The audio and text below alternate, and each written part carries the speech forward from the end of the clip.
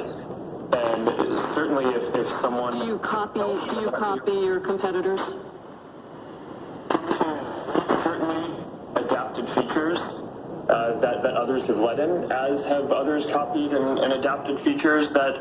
I'm not concerned about others. I'm just asking you, Mr. Zuckerberg, since March of 2012, after that email conversation, how many competitors did Facebook end up copying?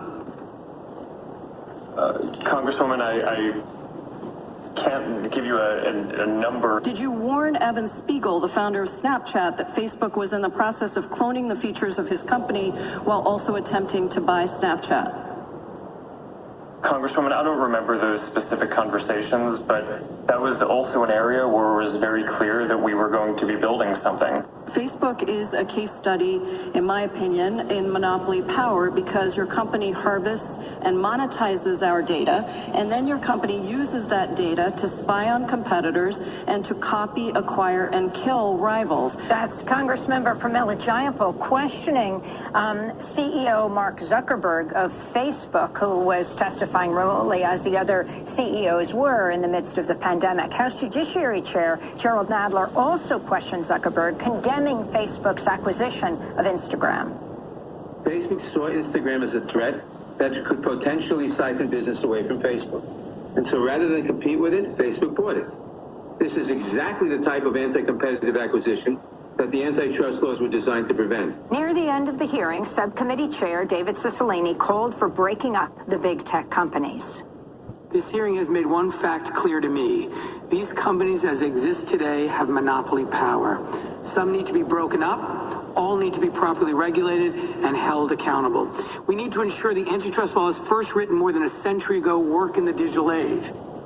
The hearing came just days after Amazon CEO Jeff Bezos reportedly made $13 billion in a single day, as the coronavirus pandemic has left millions of Americans jobless, struggling to make ends meet.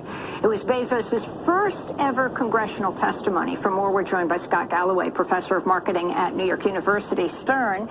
He's the author of the New York Times bestseller, The Four: The Hidden DNA of Amazon, Apple, Facebook, and Google, and The Algebra of Happiness. His recent opinion piece in Business Insider's headline, "This may be the beginning of the end of big tech. We shouldn't see it as a punishment, but a restoration of balance." Welcome to Democracy Now! It's great to have you with us, Scott. Can you start off by answering your question, will this be the end of big tech? This was an unprecedented hearing, but will the answer be unprecedented?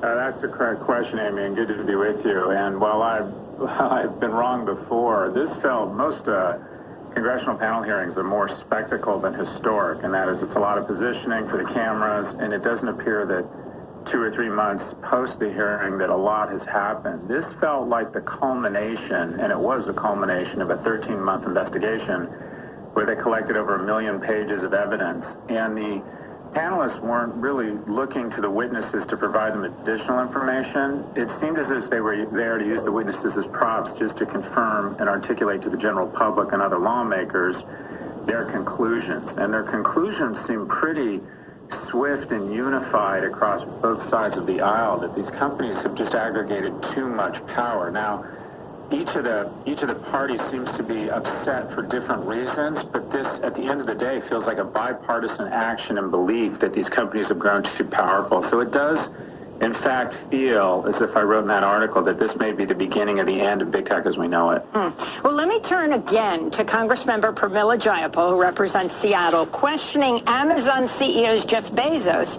also, of course, Seattle, during last Wednesday's hearing. So let me ask you, Mr. Bezos, does Amazon ever access or use third-party seller data when making business decisions? And just a yes or no will suffice, sir. I thank you for the question. I know it's an important topic, and I also want to thank you for representing us. I can't answer that question yes or no. What I can tell you is we have a policy against using seller-specific data to aid our private label business. But I can't guarantee you that that policy has never been violated. Mr. Bezos, you're probably aware that an April 2020 report in the Wall Street Journal revealed that your company does access data on third-party sellers, both by reviewing data on popular individual sellers and products and by creating tiny product categories that allowed your company to categorically access detailed seller information in a supposedly aggregate category. Do you deny that report? I'm familiar with the Wall Street Journal article that you're talking about, and we continue to look into that very carefully. I'm not yet satisfied that we've gotten to the bottom of it, and we're going to keep looking at it. Okay. It's not as easy to do as you would think because some of the sources in the article are anonymous, but we continue to look into it.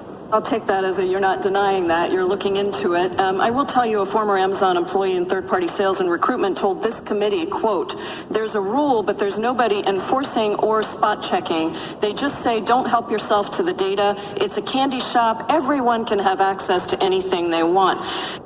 So that's Pramila Jayapal questioning Amazon CEO Jeff Bezos. Scott Galloway, can you explain what exactly she's getting at?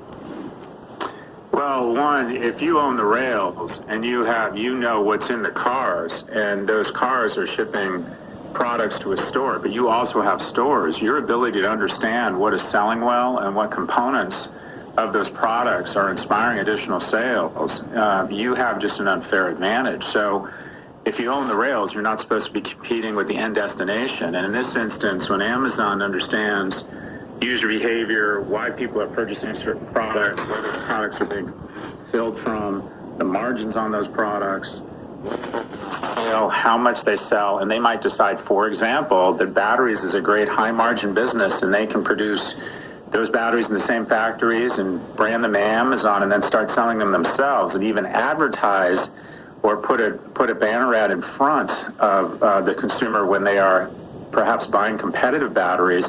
It seems as if it's just an unfair advantage. So Representative Jayapal is basically getting to the notion that, one, you can't own the rails and also compete with them, and two, with respect to Instagram, whether or not at some point, if you are so intimidating to somebody, you basically show up and say, either sell to us or we're going to put you out of business. I mean, it begins to feel very mob-like. In addition, Representative Nadler accused the firm of stating when they were purchasing Instagram that their justification, or one of their justifications for the purchase of Instagram, was to cauterize a competitor, which is in direct violation of antitrust. So it feels like there's just